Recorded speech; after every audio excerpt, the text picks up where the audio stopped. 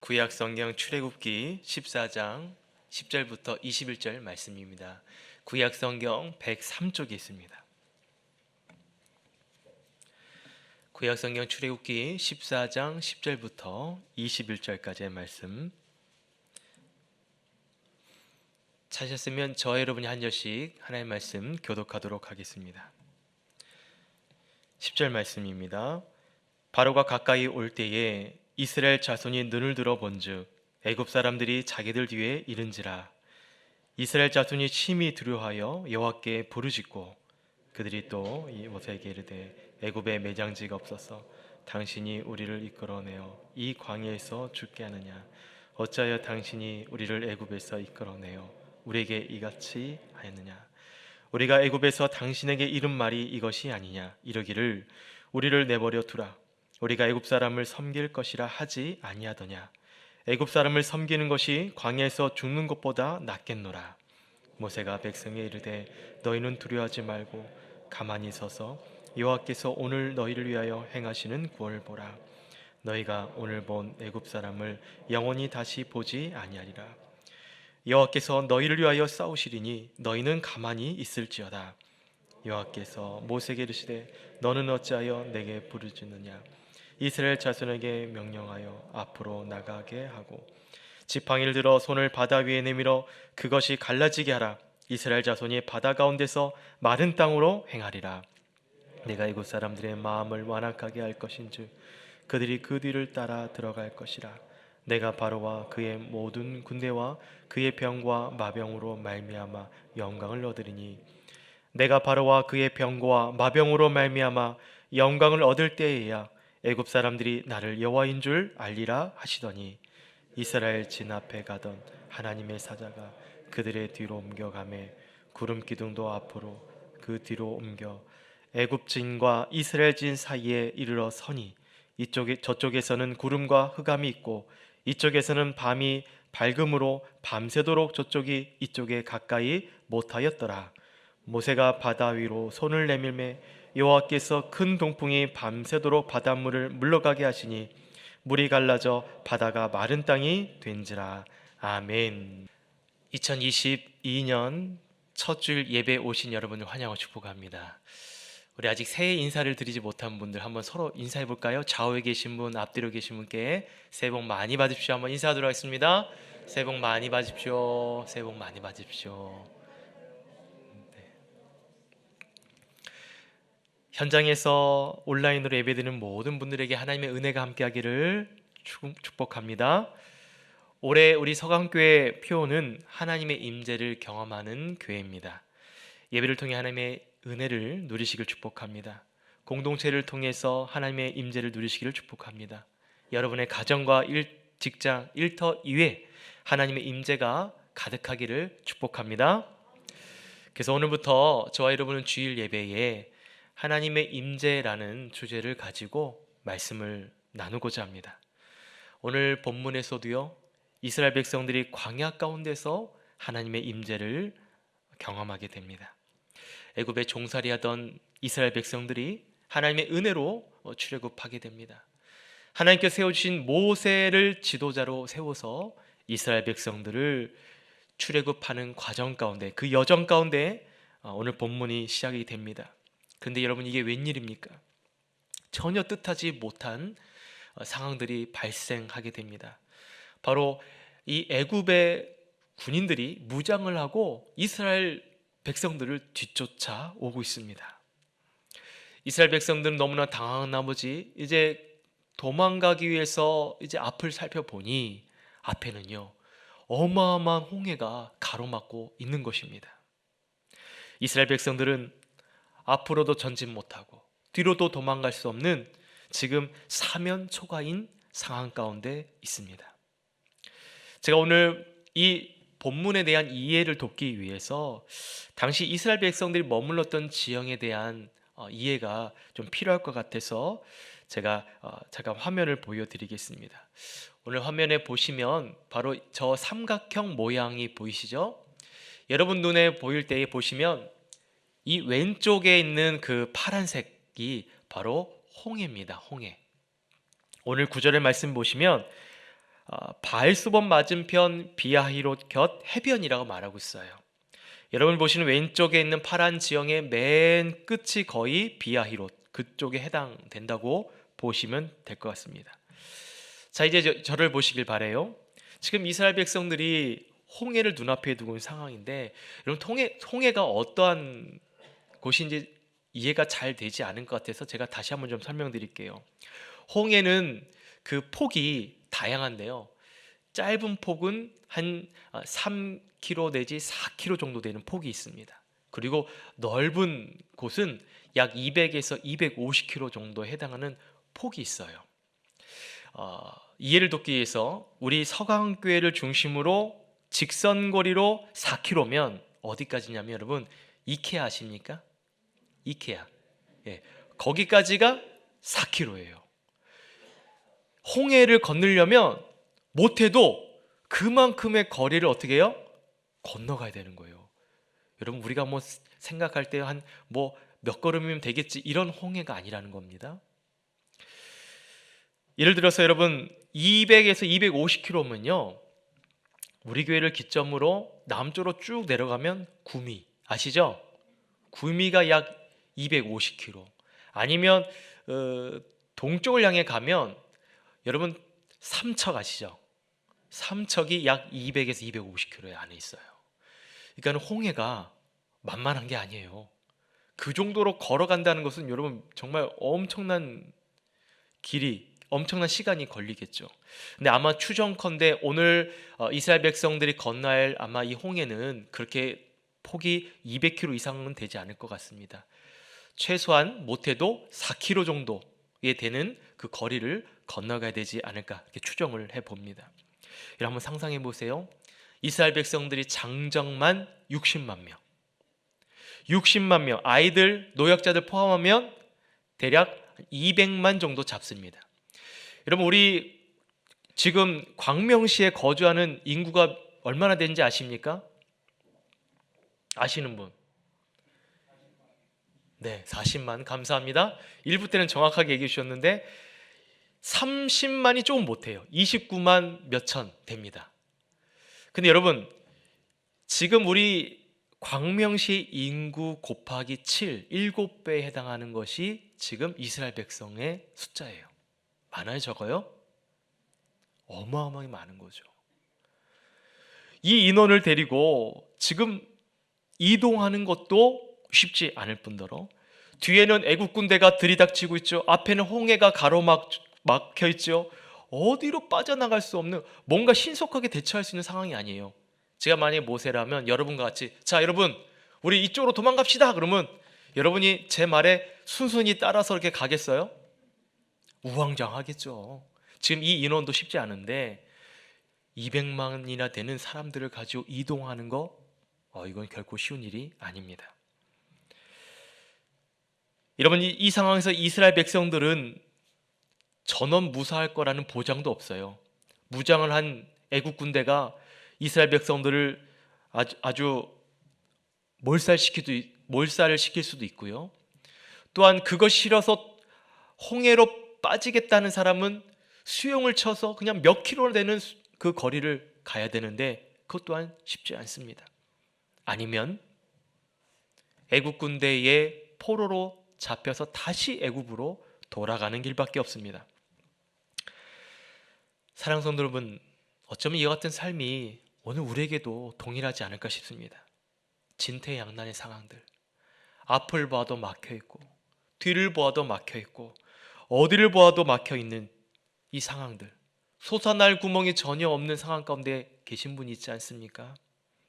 오래된 경기 침체와 장기간 코로나 이 여파로 인해서 많이 힘들어한 분들이 계십니다. 특히 자영업자들, 소상공인들은 그 어려움을 이루 말할 수 없지요. 우리가 여러 가지 뉴스나 또 보도를 통해서 이게 쉽지 않다는 것을 우리는 감으로만 알고 있지 실제로 그 현장에 있는 분들은 정말 앞이 막혀 있는 답답한, 아마 이스라엘 백성들처럼 어디 솟아날 구멍이라도 있으면 좋겠는데 그럴 수 없는 상황과 마찬가지일 거예요. 여러분, 어떻게 하면 오늘 말씀의 제목처럼 마른 땅으로 인도하신 하나님을 경험할 수 있을까요? 어떻게 하면 마른 땅의 기적을 경험할 수 있을까요? 저는 오늘 말씀을 통해서 두 가지로 그 해답을 얻어갈 수 있기를 주의 이름으로 축복하며 소망합니다. 첫 번째로 우리가 살펴볼 수 있을 것은 믿음의 자리에 서 있어야 된다는 것입니다. 한번 따라해 볼까요? 믿음의 자리에 서 있어야 됩니다. 오늘 이스라엘 백성들이 있는 곳은 안전지대가 아니었습니다. 자칫하면 애국 군대에 의해서 200만 명이 한꺼번에 궁지에 몰릴 수 있는, 죽음을 당할 수 있는 그런 지리적 위치에 있습니다. 이스라엘 백성들은 전쟁할 수 있는 능력도 없어요. 손에 무기도 없습니다. 도망갈 어떤 피난처가 절실했는데, 근데 이들 상황은 그런 여건이 마련되지 않았죠. 이 상황 가운데 놓여 있는 이스라엘 백성들을 보면서 우리가 눈여겨봐야 될 것이 무엇이냐면, 지금 이 상황 가운데 있는 이스라엘 백성들과 그리고 모세의 반응입니다. 둘 사이는 지금 극명한 대조를 보여주고 있다는 것을 오늘 본문을 보면 알 수 있어요. 먼저 이스라엘 백성들은 어떠한가? 오늘 10절 말씀 보시기 바랍니다. 10절 말씀에 바로가 가까이 올 때에 이스라엘 자손이 눈을 들어본즉 애굽 사람들이 자기들 뒤에 이른지라. 이스라엘 자손이 심히 두려워하여 여호와께 부르짖고. 여러분, 이스라엘 백성들 어떻습니까? 하나님께 부르짖는다고 말하고 있어요. 여기서 부르짖는다는 것은 뭐 하나님 도와주십시오라는 것이 아니라 이 재앙, 뒤에서 애국 군대가 죽일 듯 찾아오는 이 두려움으로 하나님께 그냥 부르짖는 거예요. 이것을 어떻게 할 수 있냐면 이어지는 12절에 보십시오. 이렇게 말하고 있죠. 우리가 애굽에서 당신에게 이른 말이 이것이 아니냐. 이르기를 우리를 내버려 두라. 우리가 애굽 사람을 섬길 것이라 하지 아니했더냐. 애굽 사람을 섬기는 것이 광야에서 죽는 것보다 낫겠노라. 지금 이스라엘 백성들이 누굴 향해 말하고 있어요? 모세를 향하고 말하고 있는데, 여러분, 백성들이 지금 마음이 어떻습니까? 모세 지도자를 원망하고 있어요. 왜 우리를 애굽에서 섬기도록 내버려 두지 않냐? 이런 말을 하고 있는 거죠. 모든 자신이 처한 상황을 지금 책임을 모세에게 전가하고 있습니다. 우리가 이 광야에서 죽는 것보다 애굽 사람을 섬기는 게 낫다. 왜 우리가 애굽 사람을 섬기는 것을 내버려 두지 않았냐라고 지금 모세에게 원망하고 있다는 것입니다. 저는 이 모습을 보면서 인간이 얼마나 참 악하고 연약한지를 봅니다. 사실 이런 모습은 오늘 출애굽기뿐만 아니라 우리가 잘 알고 있는 창세기에도 그런 모습이 나타나죠.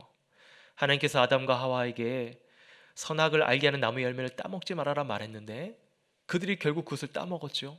하나님께서 그들을 불러다 이야기를 듣습니다.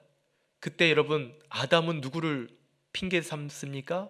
하와 때문에 내가 먹었다고 그러고, 하와는 누구를 또 핑계 삼습니까? 하나님 만드신 뱀 때문에 그랬다고 얘기를 합니다.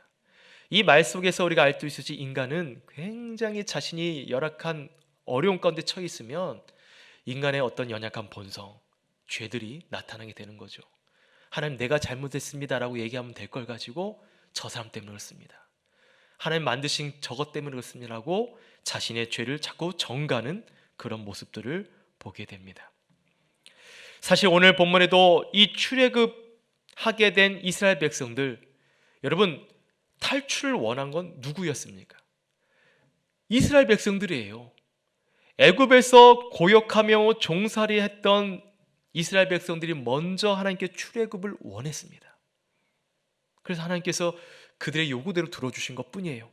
모세를 지도자로 세워서 이스라엘 백성들 출애굽하도록 하나님 도와주셨습니다. 근데 이스라엘 백성들은 그 하나님 또 지도자인 모세를 원망하고 있더라는 것입니다. 사실 이스라엘 백성들이 이런 상황 가운데 있었더라면 이렇게 고백을 했어야죠. 하나님, 우리가 잘못했습니다. 하나님, 우리를 구해주세요. 모세를 지도자로 세우셨는데 모세를 통해 우리를 구원하도록 도와주십시오라고 이스라엘 백성들이 하나님께 절규하고 하나님께 기도해야 되는 거 아닙니까? 근데 지금은 전혀 그렇지 않고 모세를 원망하고, 이런 모세를 원망한다는 건 누구를 원망하는 겁니까? 하나님을 원망하는 거예요. 오늘 말씀 11절에도 보십시오. 애굽에 매장지가 없어서 우리를 이끌어냈느냐? 이 광야에서 죽게 하느냐? 어찌하여 우리를 애굽에서 이끌어내어 우리에게 이같이 하느냐? 이스라엘 백성들은 모든 원망을 모세에게 합니다. 이것이 바로 이스라엘 백성들의 모습이에요. 그렇다면 반면에 모세는 어떻습니까? 오늘 13절 말씀인데요, 같이 한번 읽어보도록 하겠습니다. 모세가 백성에게 이르되 너희는 두려워하지 말고 가만히 서서 여호와께서 오늘 너희를 위하여 행하시는 구원을 보라. 너희가 오늘 본 애굽 사람을 영원히 다시 보지 아니하리라. 아멘. 모세는 백성들을 향해서 너희는 두려워하지 말아라.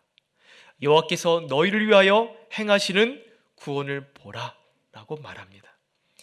이스라엘 백성과 모세의 이 대답이 너무 대조적으로 보이지 않습니까? 사실 모세는 어떨까요? 모세에게도 원망이 없었을까요? 지도자라는 관점에서 본다면 정말 모세는 어떠한 연약한 모습도 또 부족한 모습도 없어 보입니다.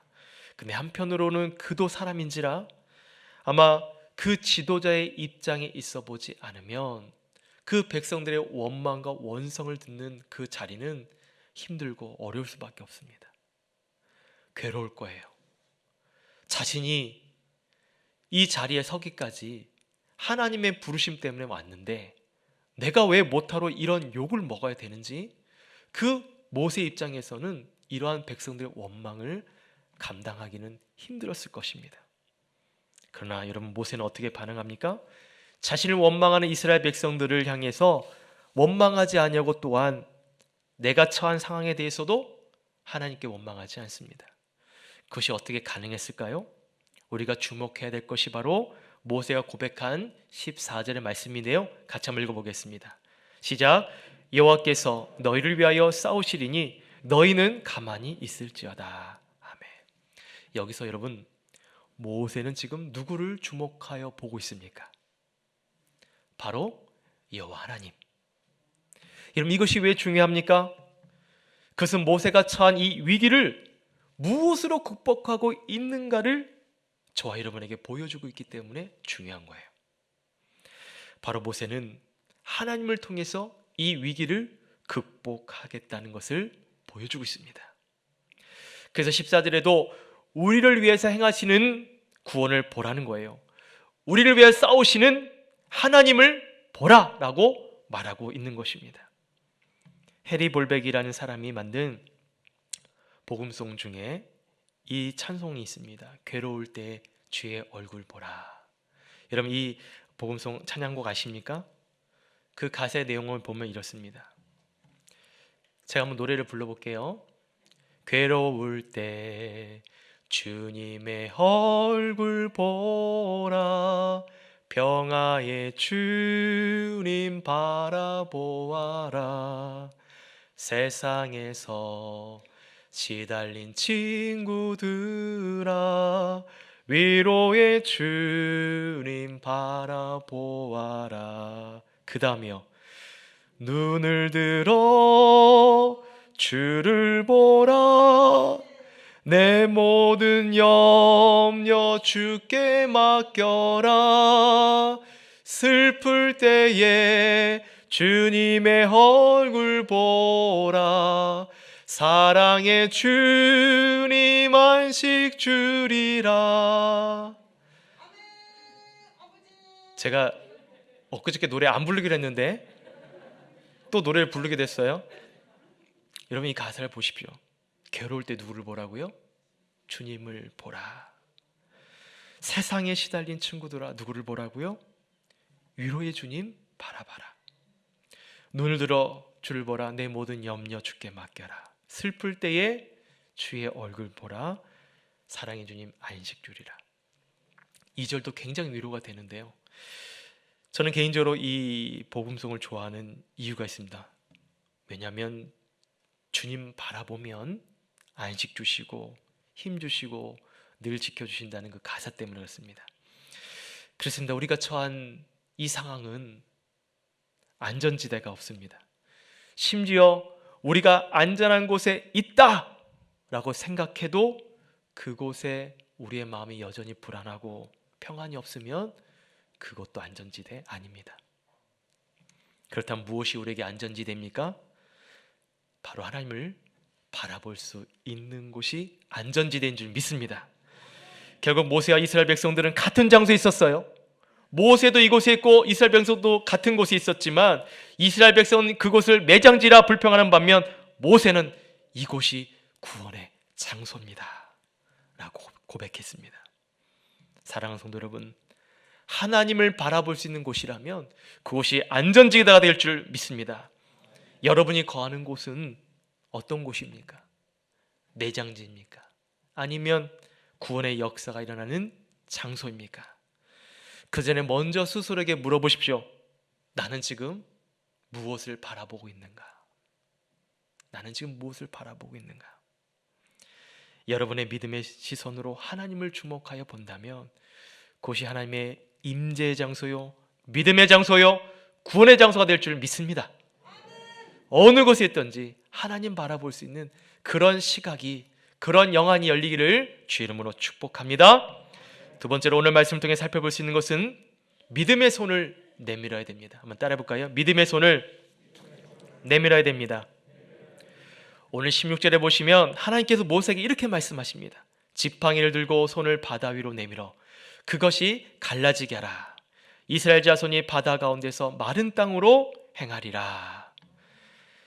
또한 이어지는 말씀 보시면 하나님께서 애굽 사람의 마음을 완악하게 하신대요. 그래서 백성들의 뒤를 따라 들어가게 하신다고 말씀하십니다. 여러분, 여기서 좀 의아하죠? 아니, 하나님이라면 애굽 군대의 마음을 완악하게 할 것이 아니라 저들의 마음을 두렵게 하면 되지 않습니까? 하나님이라면 왜 애굽 군대를 통하여 이스라엘 백성들을 두렵게 하냐 이거죠. 왜 뒤쫓게 하냐 이거죠.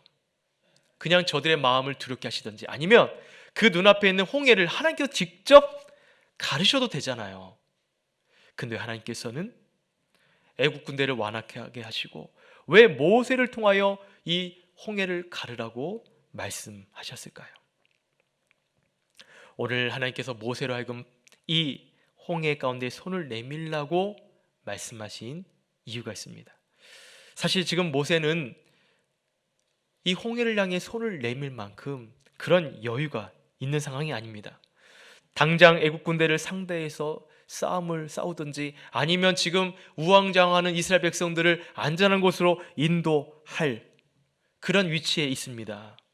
그런 와중에서도 지금 홍해 앞에 손을 내밀 수 있겠냐 이거죠. 상황이 급박한 상황인데 만약에 혹여나 모세가 홍해를 향해 손을 내밀었는데 아무런 변화도 일어나지 않는다면 어떻겠습니까? 그 모습을 바라보는 200만이나 되는 많은 이스라엘 백성들이 바라보다가 아니 홍해에 아무런 변화가 없다면 그 모세는 어떻게 되겠습니까? 더 이스라엘 백성들은 혼란에 빠지겠죠. 물론 앞서 말씀드린 것처럼 모세는 믿음의 자리에 있기에 그 말씀에 순종했습니다. 그러나 여러분, 이 장면을 우리가 보고 있는 저와 여러분 또는 그곳 가운데 있는 이스라엘 백성들 중에는 정말 저게 갈라질 수 있을까? 이 사건에 대해서 여러 가지 의심적인 눈으로 바라볼 수 있을 것입니다. 우리들 가운데도 야, 손을 내밀면 물이 갈라지는 게 정말 과학적으로 맞을까? 과연 이스라엘 백성들이 홍해를 통과했다고 하는데 그것이 가능했을까라는 그런 의문을 가질 수도 있습니다. 물론 합리적인 추론이 필요합니다. 그런데 여러분, 이와 같은 이성적인 접근으로 말씀을 이해하기는 한계점이 있다는 거예요. 물론 하나님께서는 우리에게 생각할 수 있는 이성을 주셨습니다. 그런데 이 이성적인 사고를 가지고 마치 하나님의 말씀을 자로 재듯 이리 재고 저리 재고 말씀을 쪼개고 분해하고 그런다고 과학적으로 하나님의 말씀을 다 증명하기에는 아직도 한계점이 많이 있다는 사실입니다. 한번 이런 예화를 한번 드려보면 좀 이해가 될 것 같습니다. 어느 날 하루살이와 메뚜기가 같이 놀고 있었어요. 재밌게 놀다 보니 해가 뉘엿뉘엿 넘어갑니다. 그러자 메뚜기가 말합니다. 하루살이야, 오늘 너무나 재밌게 놀았는데 우리 내일 다시 만날까? 그랬어요. 그러니까 하루살이가 말합니다. 내일이 뭐야? 내일을 이해할 수 없는 거예요. 또 메뚜기가 개구리를 만나서 같이 또 재밌게 놀았습니다. 정말 이렇게 시간이 훅 갈 정도로 가을이 되었어요. 개구리가 말합니다. 메뚜기야, 나 너 만나서 너무나 행복했는데 우리 내년에 또 볼까? 메뚜기가 말합니다. 내년이 뭐야? 이해가 되십니까? 하루살이에게는 하루밖에 살지 못하기 때문에 내일 일을 알 수 없습니다. 메뚜기 또한 1년을 살지 못하기 때문에 내년을 알 수가 없는 거예요. 아무리 설명하고 얘기해도 이해할 수가 없는 겁니다. 여러분, 유한한 인간이 어찌 무한한 하나님의 시간을 이해할 수 있습니까? 아무리 과학이 발달한다 할지라도 인간의 짧은 지식으로 무한한 하나님의 일하심을 이해하기란 불가능하다는 것입니다. 그렇다면 하나님이 이해할 수 있는 유일한 방법은 무엇일까요? 오늘 본문 속에서는 뭘 보여주냐면, 그럼에도 하나님의 말씀에 순종하는 것이 하나님의 일하심을 이해할 수 있는 거예요. 모세를 하여금 지팡이를 들고 바다에 손을 내밀라고 말씀하신 것에 대한 우리의 태도는 왜 하나님 말도 안 되는 것을 요청하실까? 이것이 과학적으로 가능한 거야? 라는 이성적인 접근을 요하시는 것이 아닙니다. 그분에 대한 이해는 우리의 순종이 이 상황에서도 얼마까지 가능할 수 있을까? 그 주님의 요청에 대해서 우리가 얼마까지 순종할 수 있을까? 그것을 보시는 겁니다. 나의 결정과 하나님의 뜻이라는 책이 있습니다. 이 책을 쓴 저자는 이 책에서 어떻게 하면 하나님의 뜻을 발견할 수 있을까라는 질문보다는 어떻게 하면 그 뜻에 현명한 결정을 내릴 수 있을까라는 그런 질문을 가지고 고민해야 된다고 말하고 있어요. 그렇습니다. 우리가 어떻게 그 하나님의 뜻을 발견할 수 있을까? 이것이 아니라 하나님께서 내린 결정을 우리가 어떻게 순종할 수 있을까? 이렇게 우리는 접근을 해야 하나님을 이해할 수 있다는 것입니다. 그래서 오늘 본문에 보신 모세가 있어서 내린 현명한 결정은 무엇입니까? 그에게 있어서는 손을 내밀 수 있는 용기예요.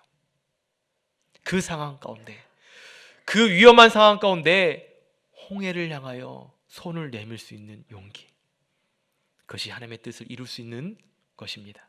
그것이 하나님의 뜻을 이루어야 되는 우리의 자세인 것입니다. 아무리 우리의 이성으로 판단하고 이해한다 해도 그것으로 하나님의 큰 뜻을 헤아릴 수는 없습니다. 그것으로 하나님의 일하심을 나타내 보일 수도 없습니다. 우리의 삶에도 이처럼 용기 있는 신앙의 결단이 필요합니다. 사랑하는 성도 여러분, 현재 우리의 삶의 현장은 어떻습니까? 손을 내밀기에 주저하는 분들이 있어요. 저게 과연 바뀔 수 있을까? 정말 내가 손을 내민다고 해서 내 상황이 변화될 수 있을까? 주저하는 분들이 있습니까? 그런 분이 있다면 오늘 여러분에게도 용기 있는 신앙의 결단이 있기를 주 이름으로 축원합니다. 하나님의 뜻을 이룰 수 있도록 문제 앞에 손을 내밀 수 있는 신앙의 결단을 하십시오. 여러분, 이와 같은 신앙의 결단을 다르게 표현한다면 우리가 얼마만큼 순종하느냐로 볼 수 있습니다. 얼마만큼 순종하느냐. 하나님은 그 순종의 길이와 시간과 그 헌신을 보시기 때문에 그렇습니다. 물론 사람마다 순종의 깊이는 다를 겁니다. 차이가 있을 것입니다. 그래서 나의 순종이 다른 사람과 순종에 있어서 차이가 나 보일 수도 있습니다. 그러나 하나님은 그 순종을 비교하시는 분이 아닙니다. 중요한 것은 내가 하나님 앞에 손을 내밀 수 있는 순종이 어디까지일까? 이게 중요하다는 거죠. 여러분, 모세라면 언제까지 그 손을 내밀었을까요? 하나님의 역사가 일어나는 그 순간까지 그는 손을 내밀었을 것입니다. 우리의 신앙의 결단도 하나님 앞에 온전한 순종이 이어지기를 축복합니다. 하나님 앞에 손을 내미는 우리 앞에 있는 홍해의 문제를 두려워할 것이 아니라 홍해를 향해서 하나님께서 말씀하신 대로 우리의 손을 내밀 수 있는 그 순종의 길이와 그 순종의 마음, 그 깊이를 통해서 하나님은 일하신다는 겁니다. 오늘 말씀 보십시오. 그 모세의 순종, 홍해 앞에 지팡이를 들고 손을 내밀 때에 하나님께서 어떻게 일하셨는가? 오늘 21절 말씀 같이 한번 읽어보겠습니다. 모세가 바다 위로 손을 내밀매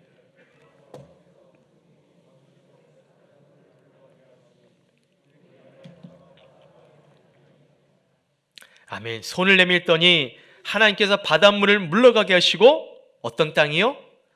마른 땅으로 걸어가도록 만들어지는 기적을 보여주십니다. 여기서 말씀하신 바닷물을 물러가겠다라는 뜻은 22절에 보면 물이 좌우의 벽이 되었다고 표현하고 있죠.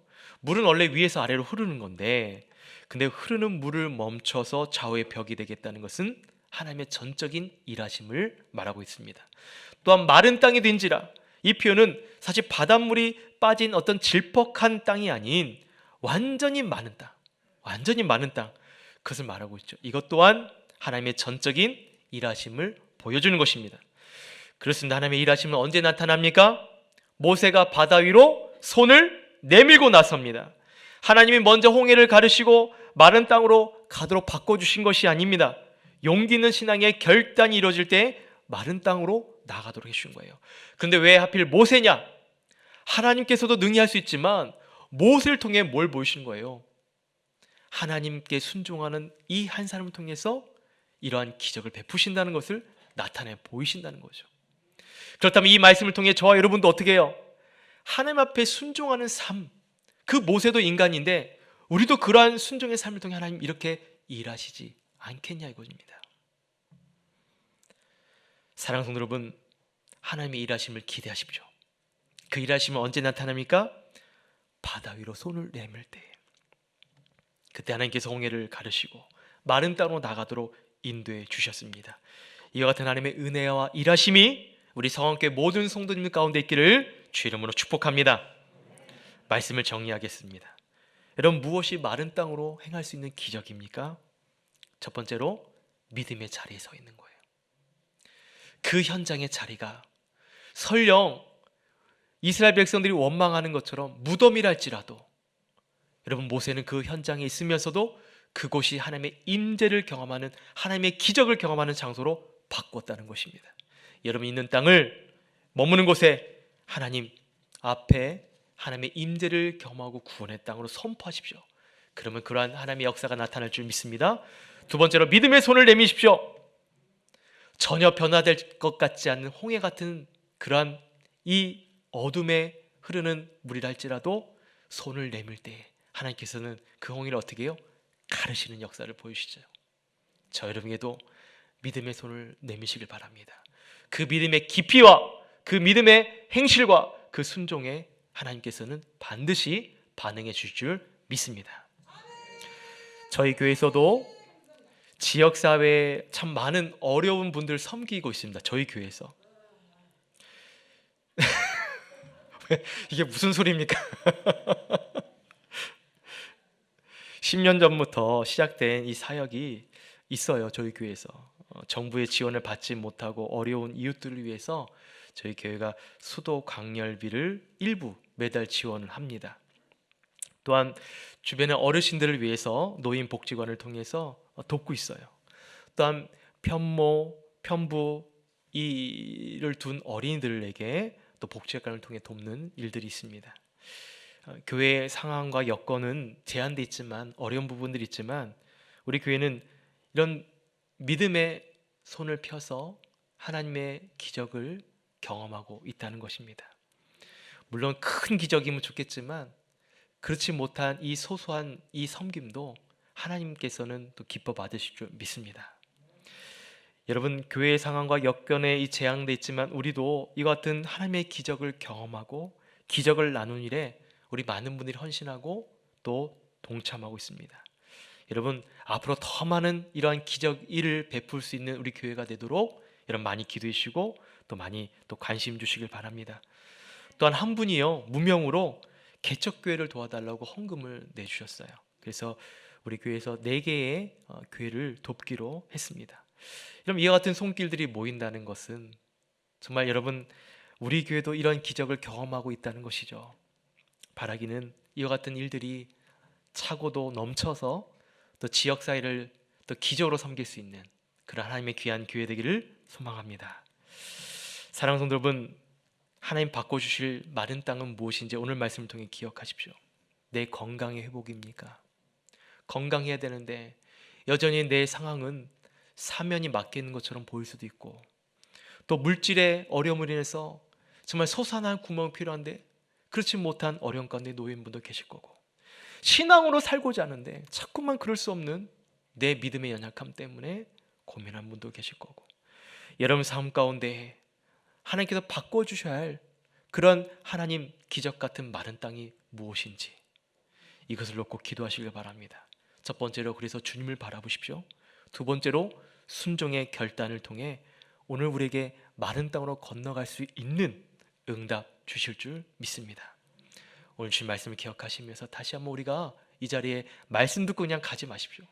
기도할 때도요, 그냥 맹목적으로 기도하지 마시고 여러분 간절함으로 한번 기도하십시오. 여러분 이 자리에 그냥 왔습니까? 아니잖아요. 시간 내어서 일부러 아침부터 일찍 오셨잖아요. 멀리에서 오신 분도 계신데 제가 같이 기도합시다 그러면 어쩔 때는 그냥 이 기도를 하시는 건지 아니면 주문을 외우시는 건지 아니면 뭘 하신 건지 제가 도저히 알 수가 없어요. 저도 기도합니다. 같이 한번 여러분 기도하실 때 뜨거운 마음으로 하나님 오늘 이 말씀 내가 믿는다면 여러분 믿음대로 행하여줘. 믿음대로 순종하면 되지 않습니까? 신앙은 복잡한 게 아닙니다. 간단합니다. 주신 말씀대로 살아가면 됩니다. 머리 쓸 필요 없어요. 단순하게 살면 됩니다. 오늘 주신 말씀도 이처럼 우리가 순종하면서 하나님 바라보면서 믿음의 손을 내밀 때 이루실 걸 믿고 오늘 그 같은 마음으로 우리 이 시간에 같이 한번 괴로울 때 주의 얼굴 보라 이 찬양 함께 고백하고 기도한 시간 갖도록 하겠습니다. 다 같이 자리에 일어나셔서 함께 찬양하도록 하겠습니다.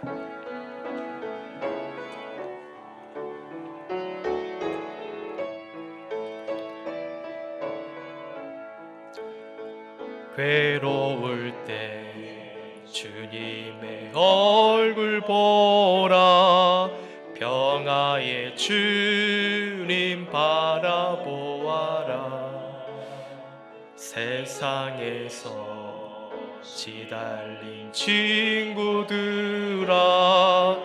위로의 주님 바라보아라 눈을 들어 주를 보라 눈을 들어 주를 보라 내 모든 염려 주께 맡겨라 슬플 때에 주님의 얼굴 보라 사랑의 주님 안식 주 힘이 없고 내 마음 연약할 때 힘이 없고 내 마음 연약한 여러분 믿음의 마음으로 손을 내미십시오. 주님 바라보 주의 이름을 부르는 모든 자는 모든 자는 힘주시고 늘 지켜주시 눈을 들어 주를 보라 눈을 들어 주를 보라 내 모든 염려 내 모든 염려 주께 맡겨라 슬플 때에 주님의 얼굴 보라 사랑의 주님 안식 주 눈을 들어 주를 보라 눈을 들어 주를 보라 내 모든 염려 주께 맡겨라 슬플 때에 주님의 얼굴 보라 사랑의 주님 안식 주리라 여러분 시간에 기도하실 때 하나님께 손을 드십시오. 주님께 믿음의 손을 드십시오. 그러면서 기도합시다. 주님 내가 있는 곳에 그곳이 매장지가 아니라 하나님의 구원의 역사 하나님의 능력의 역사를 경험할 수 있는 하나님의 임재 장소 되게 하여 주십사라고 선포하십시오. 또한 주 앞에 손을 내밀어서 하나님 홍해가 가려지는 그런 기적의 역사를 나에게도 베풀어 주시옵소서. 물질로 질병으로 신앙으로 가지가지 고민 안고 찾아온 우리의 고민을 들어달라고 우리 간절한 마음으로 주 이름 부르시고 함께 기도하러 가겠습니다. 주 이름 찾습니다. 주여